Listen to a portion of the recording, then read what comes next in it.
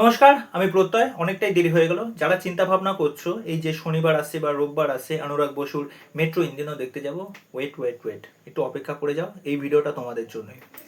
তা আমিও তো পয়সা খরচা করে সিনেমাটা দেখতে গেলাম, এবং যখন সিটে বসে যখন সিনেমাটা স্টার্ট হলো এবং যখন এন্ড হলো, আমি না ভাবছি এটা অনুরাগ বসুর সিনেমা, সিরিয়াসলি এটা অনুরাগ বসুর সিনেমা কি করে হতে পারে? মানুষটা এরকম একটা কাজ যেটা 15 থেকে 18 বছর আগে এনেছিল, লাইফ ইন এ মেট্রো, যেটা এখনো নস্টালজিক। মানে প্রত্যেকটা গান, প্রত্যেকটা চরিত্র, তাদের যেরকম পারফরমেন্স, এক একটা মুহূর্ত যেগুলো জীবন্ত। আর এটা কি বানিয়েছে দেখো, লাইফ ইন এ মেট্রো বলতে এই যে মুম্বাই শহর, মুম্বাই শহরকে এক্সপ্লোর করো। এক্সপ্লোর কোথায় করেছে? এক্সপ্লোরের কোনো জায়গাই নেই। ছোট্ট করে যদি তোমাদের গল্পটা বলি, নীনা গুপ্তা এবং শাশ্বত চট্টোপাধ্যায়, তারা হচ্ছে স্বামী স্ত্রী, তাদের দুই মেয়ে। একটা হচ্ছে সারা আলি খান হচ্ছে ছোট মেয়ে, কঙ্কনা সেন শর্মা হচ্ছে বড় মেয়ে। কঙ্কনা সেন শর্মার সাথে বিয়ে হয়েছে তোমার পঙ্কজ ত্রিপাঠী। সারা আলি খান এখনো সিঙ্গেল রয়েছে। অপরদিকে আমরা দুটো ক্যারেক্টারকে দেখতে পাচ্ছি, একটা হচ্ছে আলি ফাইজাল আর একটা হচ্ছে ফাতিমা শেখ। তারা দুজনে কাপেল এবং তাদের একটা বন্ধু রয়েছে, সে হচ্ছে আদিত্য রায় কাপুর। ওকে, তা এই হচ্ছে গল্প। এবার তাদের জীবনে কি কি ক্রাইসিস আসছে, তাদের জীবনে কি কি হচ্ছে, জীবনের ওঠা পড়া। ওকে, মুভির ফার্স্ট হাফ যদি বলি, মুভির ফার্স্ট হাফ মানে চরিত্রগুলো যেরকমভাবে আসছে, পুরো জগা খিচুড়ি, সিন বাই সিন শুধু এসেই যাচ্ছে, এই হচ্ছে সেই হচ্ছে, এই হচ্ছে সেই হচ্ছে। কি এটা? স্টোরির মধ্যে কানেকশন কই, স্টোরির মধ্যে ইমোশন কই? যাই হোক, বুঝলাম স্টোরিগুলো প্রথমে ইন্ট্রোডাকশন হচ্ছে, সব ভালো। আর কিছুক্ষণ বাদে বাদেই গান, কিছুক্ষণ বাদে বাদেই গান।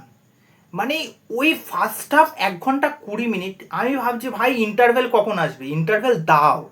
ইন্টারভেল শেষই হচ্ছে না যেন। ফার্স্ট হাফে যেরকমভাবে ক্যারেক্টারগুলো আসছে এবং গল্পটাকে যেভাবে বলা হচ্ছে, পুরো জগা খিচুড়ি। খিচুড়ি রান্না করার সময় দেখবি অনেক কিছু দেওয়া হয়, ঠিক আছে, কুমড়ো, হ্যাঁ, তারপর হচ্ছে তোমার ফুলকপি, এটা সেটা দিয়ে একটা জগা খিচুড়ি করে দেয়। ওয়ান কাইন্ড অফ ওই প্রথম দিকটা এরকমই করেছে, এবং সেকেন্ড হাফটাও মানে ড্র্যাগ করতে করতে কি হচ্ছে, এবং সেকেন্ড হাফেও ওই এক সেম জিনিস। গল্প যেন সেরকমভাবে ফুটিয়েই তুলতে পারছে না। মানে গল্প কি লিখেছে এটা? স্টোরির মধ্যে কোনো ইমোশনাল ডেপথ নেই। এই যে চরিত্রগুলো, তাদের যে সম্পর্কগুলো, সেই সম্পর্কগুলোকে ঠিকঠাক মতো লেখাই হয়নি।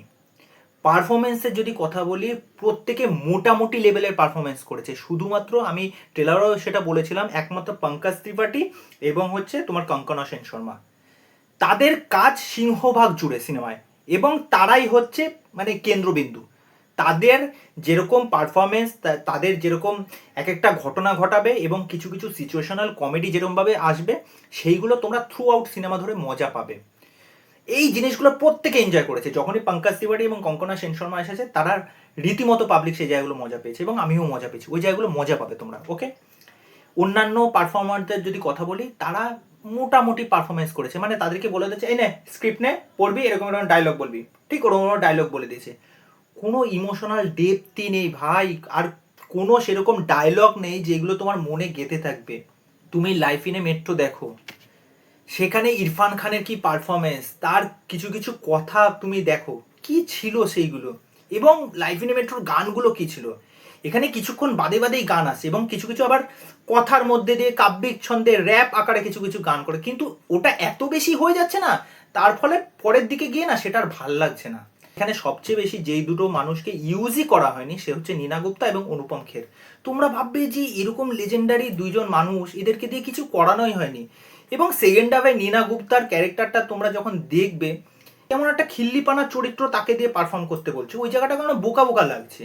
মানে কি হচ্ছে, এবং গল্পটা যেভাবে এন্ডিং দেয়, মানে কি কি দেখলাম এটা? এটা অনুরাগ বসুর সিনেমা? মানে সত্যি আমি বিশ্বাস করতে পারছি না। এর চেয়ে মানে বাজে সিনেমা মনে হয় অনুরাগ বসুর আমি দেখিনি। সত্যি বলছি, খুবই বাজে এক্সপিরিয়েন্স।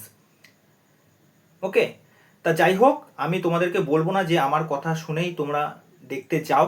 আমার তো এরকম এক্সপিরিয়েন্স হচ্ছে, তোমাদের হয়তো সিনেমাটা ভালো লাগতে পারে। তা এই হলো আমার মতামত। তা চলো, আজকের ভিডিও এখানে শেষ করছি, পরবর্তী ভিডিওতে আবার দেখা হচ্ছে। বাই।